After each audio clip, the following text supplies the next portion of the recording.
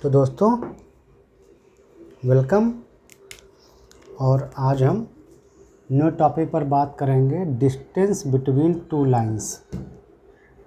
Distance between two lines. तो distance between two lines का मतलब होता है कि shortest distance between two lines. Shortest distance between two lines. बिल्कुल आपको पिछले वाले कॉन्सेप्ट्स का यूज करना है। जैसे हमने पिछला कॉन्सेप्ट आपको बताया था ना, इसके जस्ट पहले वाला एपिसोड, उसी का यूज करना है।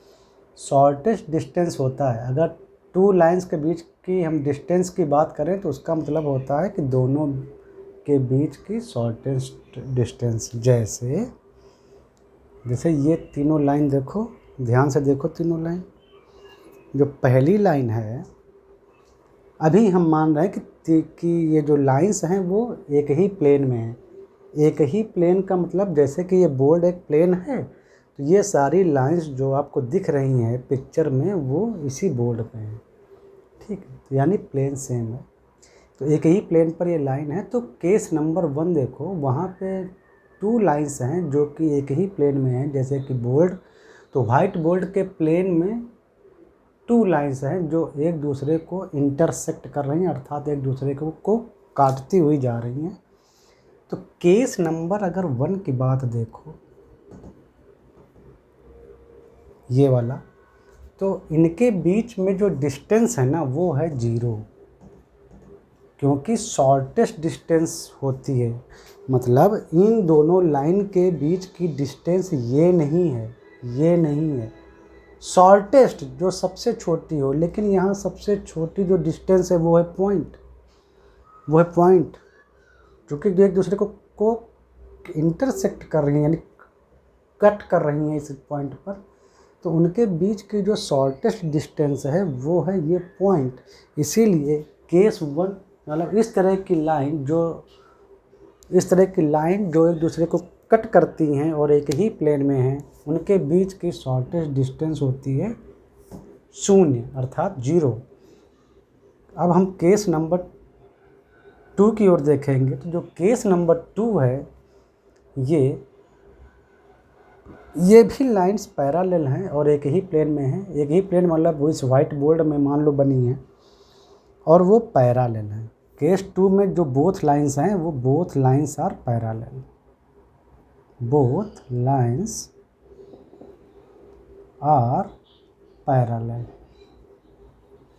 तो बोथ लाइंस पैरेलल है, तो उनके बीच की जो डिस्टेंस है वो कांस्टेंट होती है। वो कांस्टेंट है, हर जगह एक ही डिस्टेंस है। और मुझे लग रहा है, और वो जो डिस्टेंस है वो क्या है, वो ऐसे नहीं है कि आप ऐसे बोल दो, नो, परपेंडिकुलर डिस्टेंस वही शॉर्टेस्ट डिस्टेंस होती है। मतलब ये जो लाइन है ये इनके बीच की डिस्टेंस नहीं दिखा रही है। ये लाइन, ये कट, मतलब ये वो एक्चुअल डिस्टेंस नहीं है। एक्चुअल डिस्टेंस है कि दोनों पर परपेंडिकुलर हो वो लाइन। तो ये जो लाइन है, ये CC डैश, मान लो पॉइंट, 2 पॉइंट है, तो ये जो CC डैश है ये एक्चुअल में दोनों लाइंस के बीच की डिस्टेंस है। यानी CC डैश जो है वो शॉर्टेस्ट डिस्टेंस है। जो शॉर्टेस्ट डिस्टेंस होती है वही एक्चुअल में बोली जाती है कि दो लाइंस के बीच में डिस्टेंस। और जब दो लाइंस पैरेलल हैं तो चाहे जैसे, मतलब उनके बीच की जो शॉर्टेस्ट डिस्टेंस है, यानी जो उनके बीच की डिस्टेंस है वो फिक्स होती है। और वो मतलब हर जगह परपेंडिकुलर डालेंगे तो वही डिस्टेंस आएगी। केस नंबर 3, अगर आप ऐसे देखिए कि ये 2 लाइंस हैं जो कि प्लेन में तो हैं, लेकिन अभी देखो, अभी मान लो ये लाइन आगे जा नहीं रही है, बस इतनी ही लाइन है। तो इनके बीच की जो डिस्टेंस है वो ये, मान लो मैं ऐसे कहीं 90 मान लो आ गया, लेकिन 90 नहीं आ सकता है। मतलब उनके बीच की जो डिस्टेंस होगी, कोई ऐसी लाइन होगी जो दोनों पर परपेंडिकुलर हो, और वही उनके बीच की शॉर्टेस्ट डिस्टेंस होगी। तो ये तो अभी हमारी 3 लाइंस हैं, 3 मतलब केसेस हैं जो कि प्लेन में हैं। कई लाइनें होती हैं जो 3D स्पेस में प्लेन में, मतलब एक ही प्लेन में नहीं होती हैं। जैसे ये देखो, दिख रही हैं, ये देखो ऐसे। ये लाइंस देखो, अभी हमने एक तो ऐसे रखा पेन, दूसरा ऐसे कर दिया, या ऐसे कर दो। मतलब ये दोनों लाइन एक दूसरे को कभी कट नहीं करेंगी, और एक प्लेन में भी नहीं। देखो ये दोनों एक प्लेन में नहीं है। अब दोनों प्लेन में हैं, ये वाले प्लेन में, एक दूसरे के पैरेलल। अभी भी दोनों एक दूसरे के पैरेलल हैं, और ये आगे एक दूसरे को कहीं पर कट करेंगे। अगर सीधे कट कर रही तो अभी भी प्लेन में है, लेकिन अगर ऐसे देखो तो ये दोनों लाइन प्लेन में नहीं है। इस लाइन का प्लेन ऐसे है, और इस लाइन का प्लेन ऐसे है। देखो अब दोनों, देखो अब दोनों लाइन भी प्लेन में नहीं है। ये लाइन का प्लेन ऐसे है वर्टिकल, और इस प्लेन का मतलब वर्टिकल ऐसे, और इस लाइन और इसका ऐसे। तो दो लाइन जो प्लेन में नहीं होती हैं उनको बोलते हैं स्क्यू लाइंस। दो लाइन जो एक दूसरे को इंटरसेक्ट नहीं करती हैं और एक प्लेन में भी नहीं होती हैं, उनको बोलते हैं स्क्यू लाइंस।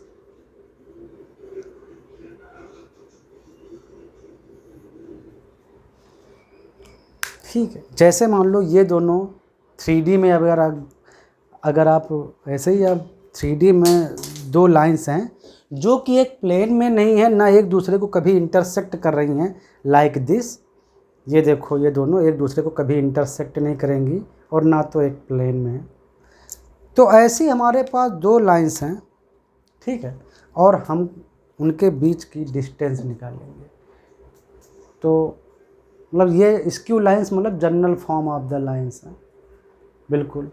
तो स्क्यू लाइंस जो होती हैं उनके बीच में, स्क्यू लाइंस का मतलब है कैसे, अगर स्क्यू लाइन के बीच आप डिस्टेंस निकालना सीख गए तो मतलब आप कैसी भी 2 लाइंस के बीच में डिस्टेंस निकालना सीख जाएंगे। तो स्क्यू लाइंस हम वर्ड इस्तेमाल करते हैं उन लाइंस के लिए जो एक प्लेन में नहीं होती हैं और एक दूसरे को इंटरसेक्ट नहीं करती।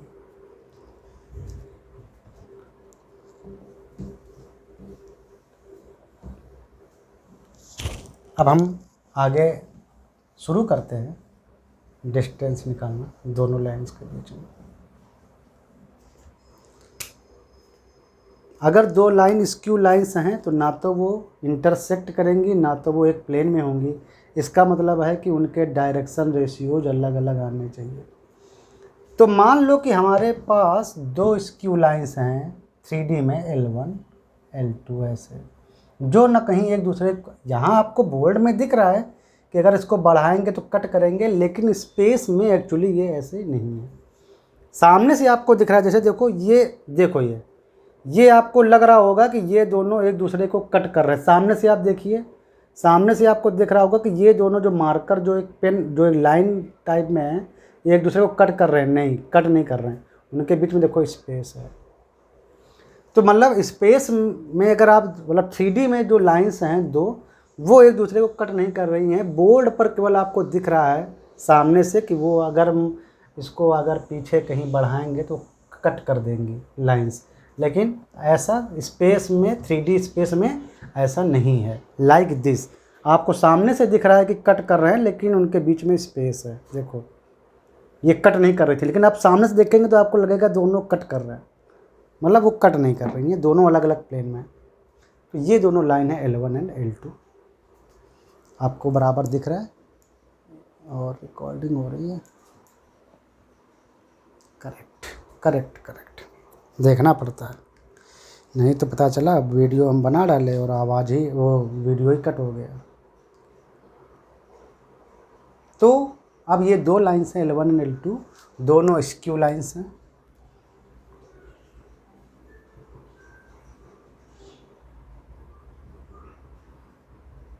Non intersecting and not in a single plane. Okay, L1 की इक्वेशन आप चाहे ऐसे लिख लो, R1 माइनस A1, या ऐसे लेमडा B1 और R2 equal to A2 minus A2 plus lambda B2, ऐसे ही प्लस माइनस कुछ भी लिख सकते हो। मतलब ये इक्वेशंस हैं L1 और L2 लाइन के। मतलब मैं आपको एग्जांपल देकर ही समझाता हूँ।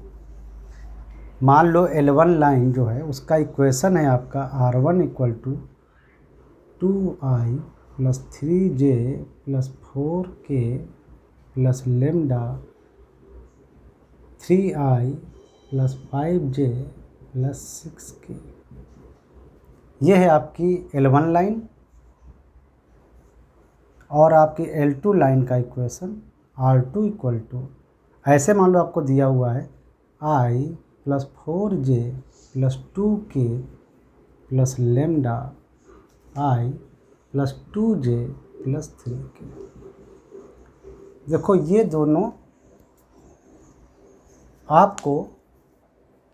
दोनों लाइंस आपको दी हुई हैं प्रॉब्लम में। तो आप समझ जाएंगे कि ये जो लाइन है यानी L1 लाइन, ये इस पॉइंट से होकर गुजर रही है। ये वेक्टर है, पोजीशन वेक्टर उस पॉइंट का। पॉइंट एक्चुअली क्या होगा, 2, 3, 4, मतलब पॉइंट होगा। ये जो L1 लाइन है एक तरह से 2, 3, 4 किसी पॉइंट से होकर गुजर रही है। और उस लाइन के डायरेक्शन रेशियोज हैं 5, 6 और 7, 3, 5, 7, 3, 5, 6, सॉरी 3, 5, 6, 3, 5, 6, ये उस L1 लाइन के डायरेक्शन रेशियोज है। डायरेक्शन रेशियोज का मतलब है कि इन डायरेक्शन रेशियोज से जो ये वेक्टर बना है, ये एक्चुअल में L1 लाइन का एक डायरेक्शनल वेक्टर है। सिमिलरली L2 लाइन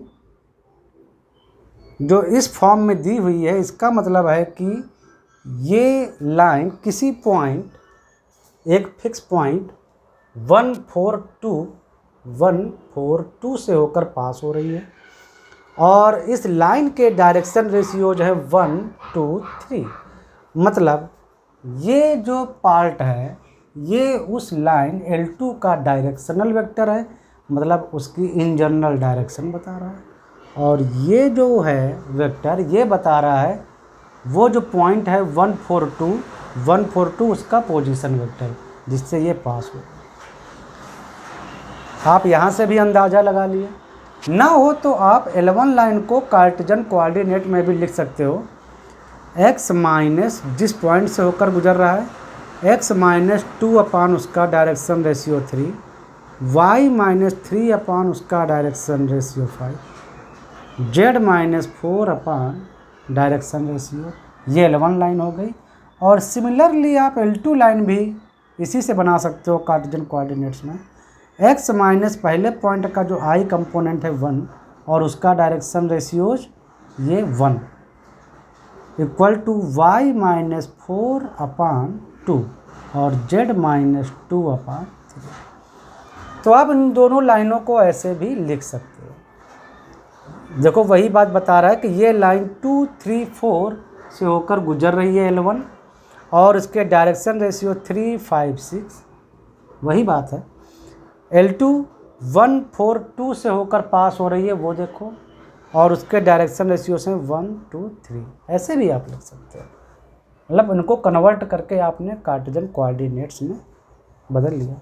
अब आपसे कोई पूछ रहा है कि इन दोनों के बीच की डिस्टेंस बताओ, यानी shortest distance between these two skew lines. तो आप क्या करोगे, आप ऐसे, अब ये आप पॉइंट पहले हटा दो, इनसे मतलब नहीं है। आप इन दोनों लाइन पर एक कॉमन एक लाइन खींचेंगे जो दोनों पर परपेंडिकुलर होगी। बोर्ड में आपको लग रहा है कि दोनों परपेंडिकुलर नहीं है, लेकिन जब आप 3D स्पेस में देखेंगे तो दोनों के बीच में एक कॉमन लाइन होगी जो कि शॉर्टेस्ट होगी तब जब दोनों पर वो परपेंडिकुलर होगी। इसका नाम रख दो P और इसका नाम रख दो Q। ऐसे जो PQ लाइन है, जो common perpendicular to L1 and L2 both lines, PQ is the common perpendicular, PQ is common perpendicular both to both L1 and L2। L1 और L2 पर PQ एक कॉमन परपेंडिकुलर लाइन है। तो जो PQ है वही दोनों लाइन्स के बीच की डिस्टेंस कह लो और शॉर्टेस्ट डिस्टेंस कह लो, shortest distance between L1 and L2। तो हमको PQ निकालना है कुल मिला के। शॉर्टेस्ट डिस्टेंस और टू लाइंस के बीच की डिस्टेंस का मतलब है हमको PQ की लेंथ निकालनी है। और PQ की लेंथ निकालने के लिए हमको PQ के कोऑर्डिनेट्स पता होना चाहिए। अगर हम P और Q दोनों के कोऑर्डिनेट्स पता कर ले जाए तो 2 पॉइंट्स के बीच का डिस्टेंस निकालना हमको आता है √x1 - x2 का होल स्क्वायर वाले फार्मूले से, प्लस y1 - y2 का whole square plus z2 - z1 का होल स्क्वायर, उससे हमको आता है। तो अब भाई अब P और Q के कोऑर्डिनेट्स कैसे निकालेंगे? वही पहला वाला तरीका अपनाते हैं। पहले जो अभी दिया था पहला वाला एपिसोड, उसमें जैसे हम लोगों ने अपनाया था तरीका, बहुत सिंपल था कि P के कोऑर्डिनेट्स निकालने के लिए पहले हम L1 लाइन लेते हैं। L1 पर हमने P माना है और उसका ये जो कार्टेशियन कोऑर्डिनेट में जो हमने उस लाइन को कन्वर्ट किया, अगर वेक्टर फॉर्म में दिया हो और अगर इसमें दिया हो तो बहुत ही अच्छा है, इसको हम एक मान लेते हैं लेम्डा। सिमिलरली L2 जो लाइन है उसके आगे हम तीनों टर्म इक्वल हैं, उसको हम एक स्केलर म्यू मान लेते हैं, लेम्डा एंड म्यू ऐसे। तो L1 लाइन पर कोई कोऑर्डिनेट आपका आ जाएगा। अगर आप L1 लाइन देखें तो L1 लाइन, इसको L1 लाइन देखिए और इसको अलग अलग लेम्डा के इक्वल करिए और x की वैल्यू, y की वैल्यू, z की वैल्यू, मतलब वेरिएबल कोऑर्डिनेट्स लोकस पॉइंट कोई भी L1 लाइन पर आप निकाल सकते हैं। तो x यहाँ से आएगा, L1 लाइन अगर हम लेते हैं ये तो 3 लेम्डा प्लस 2, सिमिलरली y आएगा 5 लेम्डा प्लस 3 और सिमिलरली z आएगा 6 लेम्डा प्लस 4। और इसी प्रकार आप L2 लाइन के लिए अगर आप देखें तो L2 लाइन पर x कोऑर्डिनेट वेरिएबल कोई भी कोऑर्डिनेट आएगा म्यू प्लस 1, सिमिलरली y आएगा 2 म्यू प्लस 4 और सिमिलरली z आएगा आपका 3 म्यू प्लस 2। ये आपके L1 और L2 लाइन पर कोई वेरिएबल पॉइंट आपको निकालना हो तो आप निकाल सकते हैं x y z के टर्म में। अब लेम्डा और म्यू के जो वैल्यू हैं वो कोई कंडीशन डालने पर हमको मिलेंगे। तो यहाँ पर कंडीशन हमको पता है। पहले हम ये P पॉइंट के एक तरह से ये कोऑर्डिनेट हैं, क्योंकि L1 पर है ना, तो L1 पर कोई भी पॉइंट तो ये x y z कोई भी पॉइंट, कहीं भी पॉइंट हो सकता है, यहाँ पर सॉरी,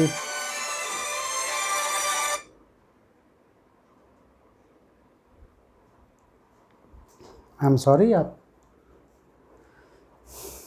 तो यहाँ पर ऐसे देखो, ये L1 हो गया, कोई भी पॉइंट, कहीं भी पॉइंट L1 लाइन पर आप कहीं भी पॉइंट ले सकते हैं, ये कहीं पर भी। तो हमने इस पॉइंट को थोड़ी देर के लिए P पर ले लिया, इसको x y z जो है।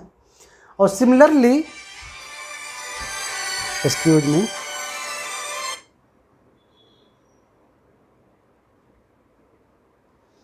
और सिमिलरली हमने Q पॉइंट, यहाँ से हम Q पॉइंट के लिए x y z निकाल लिए हैं। मतलब हमको P पॉइंट और Q पॉइंट के coordinate, general coordinate x y z के टर्म में मिल गए हैं। ठीक है, अब हम आगे कंडीशन निकालते हैं। कंडीशन क्या है? तो पहले हम एक चीज़ निकाल लेते हैं, हम पी क्यू वेक्टर निकाल लेते हैं। P Q vector is nothing but O Q minus O P vector, ऐसे आप लिख सकते हो। O Q vector nothing but Q point के जो कोऑर्डिनेट्स हैं उनको आप आई जे के टर्म में लिख लीजिए, और ओ पी वेक्टर मतलब जो पी पॉइंट के जो जनरल कोऑर्डिनेट जो मिले हैं उसके आप निकाल लीजिए आई जे के टर्म में। तो ओ क्यू आपका आ गया, ओ क्यू एक जनरल पॉइंट लिया था, उसका X coordinate means mu plus 1 into I plus उसका वाई कंपोनेंट ये था प्लस 2 म्यू प्लस 4 जे और प्लस 3 म्यू प्लस 2 इंटू के। ये तो है आपका क्यू पॉइंट का, वही जो क्यू जो पॉइंट जनरल आया उसको आई जे के टर्म में रख लो। तो क्यू पॉइंट का आपका पोजीशन वेक्टर और माइनस सिमिलरली जो पी पॉइंट जो जनरल जो हमने माने हैं पी पॉइंट यानी L1 पर कोई लाइन, L1 लाइन पर कोई पॉइंट जो हमने पी पर मान लिया है उसको आप लिख लो, तो वो आ जाएगा आपका 3 लेमडा प्लस 2 आई प्लस 5 वहाँ से 5 लेमडा प्लस 3 जे और प्लस 6 लेमडा प्लस 4 के। ये देखो ये क्यू पॉइंट का position vector minus P point का पोजीशन, बहुत आसान है। ठीक है, कोई लाइन पर कोई पॉइंट हमने जनरल पॉइंट लाइन इक्वेशन से हमने लाइन पर एक्स वाई जेड कोई एक जनरल पॉइंट मान लिया और उसको हमने मान लिया कि वही पॉइंट पी है, और सिमिलरली लाइन L2 पर हमने कोई एक general point x y z निकाल लिया म्यू के टर्म में और मान लेते हैं वो पॉइंट क्यू है। तो हमको दोनों पॉइंट पता चल गए ऐसे ही, अभी हमने कंडीशन नहीं रखी है, जनरल ऐसे ही पता चल गए और हमने अपनी तरफ से वो पी क्यू वेक्टर निकाल लिया। पी क्यू वेक्टर ये आया, इतना है ना, कुछ नहीं है उसमें। आप आई के कम म्यू प्लस 1 और माइनस 3 लेमडा प्लस 2, अब ये आपका ऐसे आप लिख सकते हो कि इतना बड़ा आई प्लस ये P Q vector, similarly 2 mu plus 4 यानी जे वाला ये, और उधर जे कितना है उतना, तो 2 mu plus 4 minus 5 lambda plus 3, और आप इसको ऐसे पूरा कॉमन ऐसे एक साथ लिख के जे कर लो, और plus similarly 3 mu plus 2 minus 6 lambda plus 4, ऐसे लिख लिया, और इसको आपने के कैप लिख लो। मतलब ये आप इसको चाहो तो अंदर और आसान कर लो 1 माइनस 2 ऐसे करके। तो ये आपका पी क्यू वेक्टर आ गया, साफ दिख रहा है कि पी क्यू वेक्टर पता चल गया। बट पी क्यू जो है वो L1, अब हम कंडीशन लगाएंगे। कंडीशन क्या है कि पी क्यू जो है वो कॉमन परपेंडिकुलर है बोथ L1 एंड L2 पर, यानी पी क्यू वेक्टर पहले L1 के लिए लेंगे तो डॉट पी क्यू जो है, पी क्यू वो L1 पर परपेंडिकुलर है। ओके, पहले ये कंडीशन लगाएंगे कि P Q perpendicular to L1, तो पी क्यू वेक्टर और डॉट L1 का डायरेक्शनल वेक्टर, L1 लाइन का डायरेक्शनल वेक्टर क्या था, वही डायरेक्शन रेशियो से मिलकर बना वेक्टर यानी ये।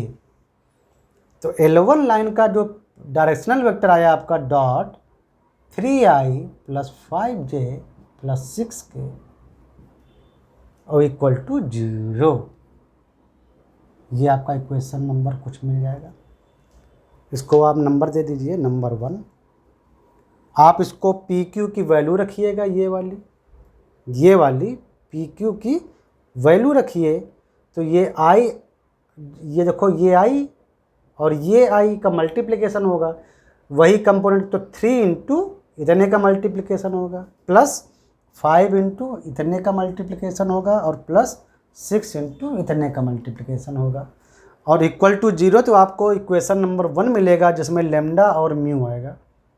Similarly p q is perpendicular to L2, तो p q dot L2 line की जनरल डायरेक्शन ये, ये वाली बताया नहीं था, ये जो लेमडा के आगे वेक्टर फॉर्म में अगर कोई लाइन दिखी हो तो यही जनरल डायरेक्शन होती है, क्योंकि ये डायरेक्शन रेशियोज ही हैं 1 2 3 वही।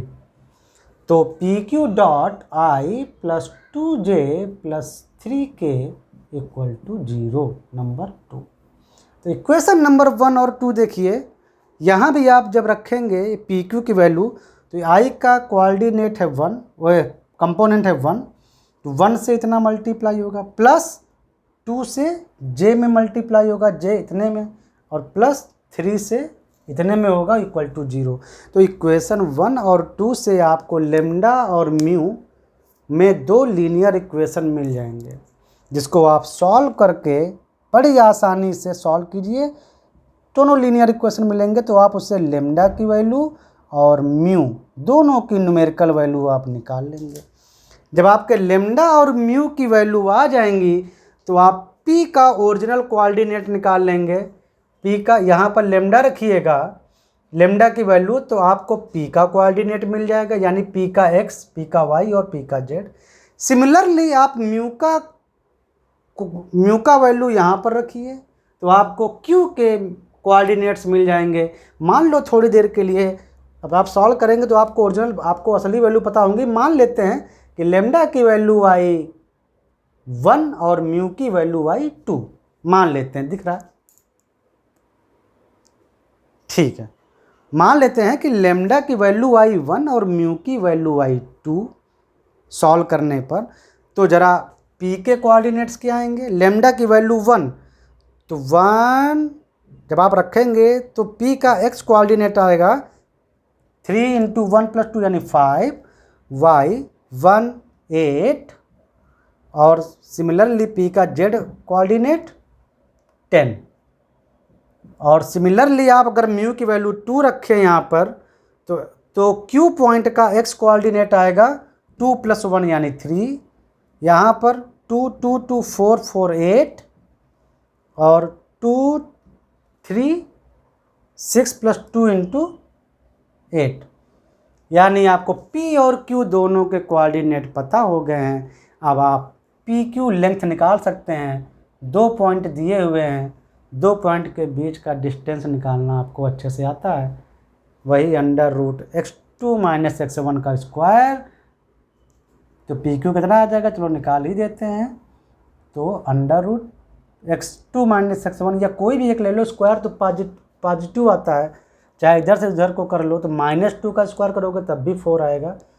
तो चलो इधर से इधर ले लेते हैं, तो -2 का स्क्वायर, क्यू में P घटा रहे हैं, प्लस 8 में 8 गया 0 का स्क्वायर, और प्लस 8 में 10 गया -2 का स्क्वायर।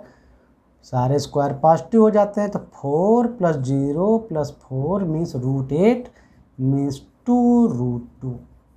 ये आपका आंसर आ गया, दोनों लाइंस के बीच का डिस्टेंस, दोनों लाइन के बीच का डिस्टेंस, और shortest distance between 2 lines, these 2 lines may be any type, may be skew, may be parallel और anything। तो स्क्यू को निकालते हैं जिनके, तो बाकी सबके निकालने तो हलवा होता है। इस तरह से 2 स्क्यू लाइंस के बीच की डिस्टेंस निकालते हैं, 2 स्क्यू लाइंस के बीच की डिस्टेंस निकालते हैं। रट्टा वट्टा मत मारिए किसी फार्मूले पर, कॉन्सेप्ट समझिए कि कैसे निकाली जाती है शॉर्टेस्ट डिस्टेंस बिटवीन 2 लाइंस, ठीक है। तो आज से लाइन ख़त्म होती हैं और अब हम प्लेन के कोऑर्डिनेट समझेंगे। एक बार ये सारे कॉन्सेप्ट्स क्लियर हो जाएंगे तब हम एक्सरसाइज शुरू करेंगे, ठीक है। तो मिलते हैं नेक्स्ट एपिसोड में, where we will discuss about the plane. Okay, now lines are over, ठीक है। लाइंस के बारे में जो भी इम्पोर्टेंट था, कॉन्सेप्ट्स, जो भी कॉन्सेप्ट्स इम्पोर्टेंट थे वो हमने आपको बता दिए, ठीक है। इनको समझना ज़्यादा इम्पोर्टेंट है। आप किसी भी फार्मूले को रटें मत, ठीक है। निकालने की कोशिश करें कैसे चीज़ें निकलती हैं। चलो मिलते हैं नेक्स्ट एपिसोड में, तब तक के लिए बाय बाय, टेक केयर, ठीक है।